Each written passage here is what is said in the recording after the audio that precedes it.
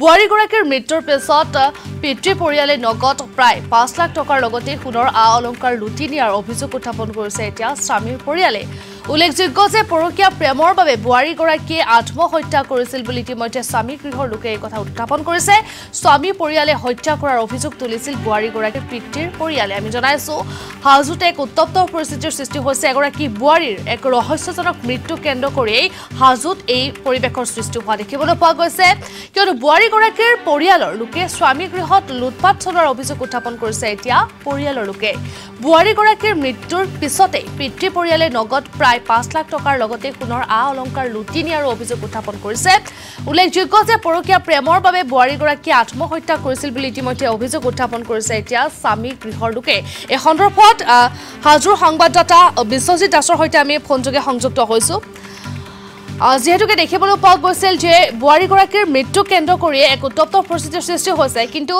পৰিয়ালৰ লোকে অন্য এটা অভিযোগ উত্থাপন কৰিছে আৰু স্বামী গৃহৰ লোকেও অন্য এক অভিযোগ উত্থাপন কৰিছে পৰিয়ালৰ লোকে উত্থাপন কৰিছে যে স্বামী গৃহত লুটপাট চলাইছিল পৰিয়ালৰ লোকে কিন্তু ইয়াত উল্লেখ কৰা হৈছে যে পৰকীয়া প্ৰেমৰ বাবে আত্মহত্যা কৰা বুলি অভিযোগ উত্থাপন কৰিছে হেউতিয়া কি আপডেট আছে আপোনাৰ হাতত কিহৰ বাবে আসলতে এনেদৰে মৃত্যু কাকৱালি ললে বোৱাৰীগৰাকীয়ে কি ক'ব বিশ্বজিৎ দাস আপোনাৰ কাষলৈ আহিছো নিশ্চিতভাৱে অভিলাষা এগৰাকী বোৱাৰীৰ মৃত্যু কেন্দ্ৰ কৰি কিছুদিন পূৰ্বে যি উত্তপ্ত পৰিস্থিতিৰ সৃষ্টি হৈছিলে হাজোৰ যি বুল্লুত বজাৰ আছে বুল্লুত বজাৰ অঞ্চলত আৰু মাৰ্জিয়ানা বেগম নামৰ এগৰাকী মহিলা তেওঁৰ মাতৃৰ ঘৰ আছিলে আচলতে নলবাৰী জিলাৰ মুকালমুৱাৰ লাউতলিত আছিলে আৰু তেওঁক আচলতে বিবাহ কৰাই আনিছিলে হাজোৰ বুল্লুত বজাৰ অঞ্চললৈ আৰু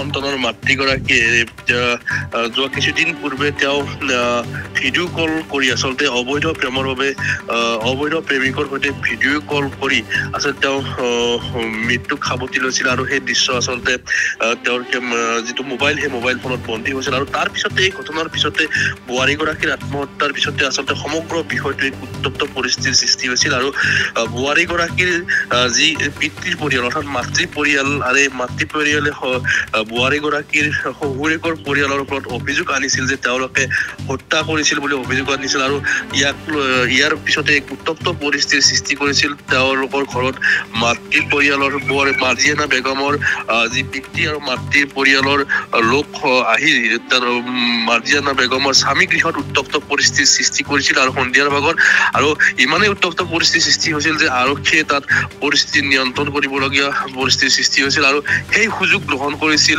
মাৰ্জিয়ানা বেগমৰ মাতৃ পৰিয়াল বা পিতৃ পৰিয়ালে সেই সুযোগ গ্ৰহণ কৰিছিল বুলি যিগৰাকী মাৰ্জিয়ানা বেগম নামৰ যিগৰাকী বোৱাৰী সেই বোৱাৰীগৰাকীৰ স্বামী এটা গুৰুত্বপূৰ্ণ অভিযোগ কৰিছে যে সেই ঘটনাৰ সুযোগ লৈ তেওঁলোকৰ যি সাঁচতীয়া ধন আছিলে বোৱাৰীগৰাকীৰ যিখন টেবুলত সেই ধন থৈ দিছিলে সেই তাৰ পৰা তেওঁলোকে সেই ধন এই ঘটনাৰ সুযোগ লৈ প্ৰায় ৫ লাখতকৈ অধিক ধন তেওঁলোকে আত্মসাৎ কৰা বুলি অভিযোগ কৰিছে ইয়াৰ উপৰিও বোৱাৰীগৰাকীৰ যি সোণৰ গহনা বা অলংকাৰ আছিল প্ৰায় ৮ লাখ টকাৰ মূল্যৰ সোণৰ অলংকাৰ এই সকলোবোৰ লুটি লৈ যোৱাৰ সমগ্ৰ ঘটনাটো তেওঁলোকে অভিযোগ কৰিছে গতিকে অভিযোগ প্ৰতি অভিযোগ আৰক্ষীয়ে সমগ্ৰ বিষয়টো তদন্ত কৰিলেহে আচলতে প্ৰকৃত সত্য ওলাই পৰিব আচলতে কিমান টকাৰ বস্তু কোনে কেনেকৈ হলটি কৰিলে এই সন্দৰ্ভত এতিয়াও আচলতে সন্দেহৰ আৱৰ্তত আছে আৰক্ষী থানাত এই মুহূৰ্তত তেওঁলোকে এজাহাৰ অভিযোগ দাখিল কৰিছে আৰু অভিযোগৰ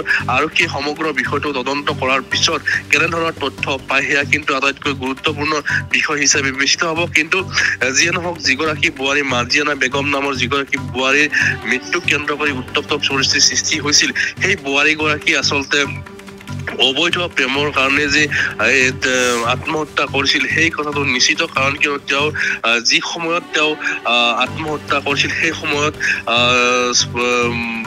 মোবাইলত থকা বোৱাৰীগৰাকীৰ মোবাইলত থকা তথ্য মতে বা তেওঁ ভিডিঅ' কল কৰিছিল বুলি ইতিমধ্যে আমাৰ আগত তথ্য আহি পৰিছে অবৈধ প্ৰেমিকৰ সৈতে ভিডিঅ' কল কৰি আচলতে তেওঁ মৃত্যু সাৱটি লৈছে বুলি ইতিমধ্যে আমাক জানিবলৈ দিছে আৰু সমগ্ৰ যিহেতু সমগ্ৰ বিষয়টো ধন লুটৰ ঘটনা সংঘটিত হৈছে গতিকে আৰক্ষীয়ে যদি সঠিক তদন্ত কৰে আচলতে প্ৰকৃততে কিমান টকা কোনে আচলতে লুটি লৈ গ'ল সেই কথাটো পোহৰলৈ আহিব কিন্তু এটা কথা নিশ্চিত যি মৃত বোৱাৰীগৰাকীৰ স্বামী আৰু শহুৰেকৰ পৰিয়ালে তেওঁলোকৰ মাতৃ পৰিয়াল বোৱাৰীগৰাকীৰ মাতৃ আৰু পিতৃ পৰিয়ালে সমগ্ৰ ধন লুটি নিয়া বুলি অভিযোগ উত্থাপিত কৰিছে অভিলেখা।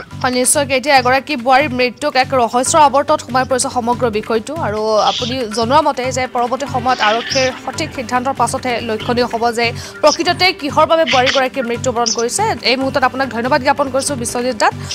যিহেতুকে আমি জনাইছোঁ হাজোত এগৰাকী বোৱাৰীৰ মৃত্যু কেন্দ্ৰ কৰি এক উত্তপ্ত পৰিস্থিতিৰ সৃষ্টি হৈছে।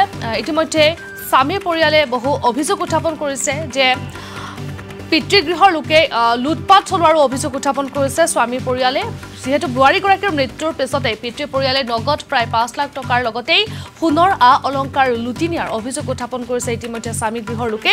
উল্লেখযোগ্য যে পৰকীয়া প্ৰেমৰ বাবে বোৱাৰীগৰাকীয়ে আত্মহত্যা কৰাৰ ইতিমধ্যে অভিযোগ উত্থাপন কৰিছে আৰু ইতিমধ্যে সমগ্ৰ বিষয়টোৰ ওপৰত আৰক্ষী অৱগত কৰিছে আৰু আৰক্ষীৰ সঠিক তদন্তৰ পাছতে ইতিমধ্যে পোহৰলৈ আহিব যে প্ৰকৃততে বোৱাৰীগৰাকীৰ লগত কি হৈছিল।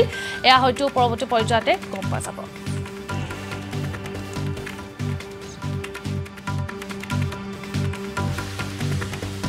কৰা আছিলে কোৰ্টৰ নিৰ্দেশে আজি পুলিচে খুলি দি থৈ যায় আৰু খুলি দি থৈ যোৱাৰ পিছত চাওঁ চুকেজ গডেজ গোটেইখিনি ভাঙা, ড্ৰয়াৰ চয়াৰ চব খোলা, টকা পইচা আছিল, গহনা আছিল, গোটেইখিনি নাই। কিমান পইচা আছিল? পইচা মোটামুটি 5.5 লাখ মান টকা হ'ব। সোণৰ গহনা কি কি আছিল? সোণৰ গহনা নেকলেছ আছিল 2টা, আঙুঠি আছিল 4টা, চেইন আছিল 1টা, মইনাৰ খাৰু 3যোৰ আছিল, তাইৰ খাৰু আছিল 2যোৰ, এনেকে আৰু ৰূপৰ আছিল। ৱাইফৰ হয়, মোৰ ৱাইফৰ। চব লৈ গৈছে? চব লৈ গৈছে। নাই কোনে নিছে এইটো? এইটো আমাৰ মোৰ শহুৰৰ ঘৰৰ মানুহে লৈছে। ক'ত বিয়া কৰাইছিল আপুনি? মই চাউলখত বিয়া কৰাইছিলো। ক'ত? চাউলখত। মুকালমা চাউলখত। কি আছিল শহুৰৰ নাম? কি আছিল শহুৰৰ নাম? আকৰাম হোসেন। আকৰাম হোসেন। তেওঁৰ পৰিয়ালে আহি চব লুটপাট কৰি লৈ গৈছে। কি বিচাৰিছে আপোনালোকে? এতিয়া গোটেইখিনি বস্তু দিব লাগে, মোক সমজি দিব লাগে। আৰক্ষীৰ ওচৰত দাবী কৰিছে। আৰক্ষীৰ ওচৰত দাবী আজি হয় চাইছে। গোটেইখিনি বস্তু তদন্ত কৰি গৈছে। নাই একো বস্তু পোৱা নাই, গোটেইখিনি নাই। চব তেওঁলোকে লুটপাট লুটপাট কৰি লৈ গৈছে। আপুনি জেলত আছিলে? হয়, মই জেলত আছিলো। মই মোটামুটি 3 মাহ মানে আছিলো। মই বিনা দুখত মোক মোৰ ওপৰত কেছ জাপি দি মোক জেলত সোমাই থৈ দিছিল। পৰিয়ালৰ ওপৰত দিছিল? পৰিয়ালৰ ওপৰত দিছিলে নেকি কেছ? নাই, মোৰ পৰিয়ালৰ গোটেইখিনি নামত কেছ দিছিলে। আপোনাক লৈ গৈছিলে? হয়, মোক লৈ গৈছিলে। আসাম টক্স, আপোচবিহীন অসম কণ্ঠ।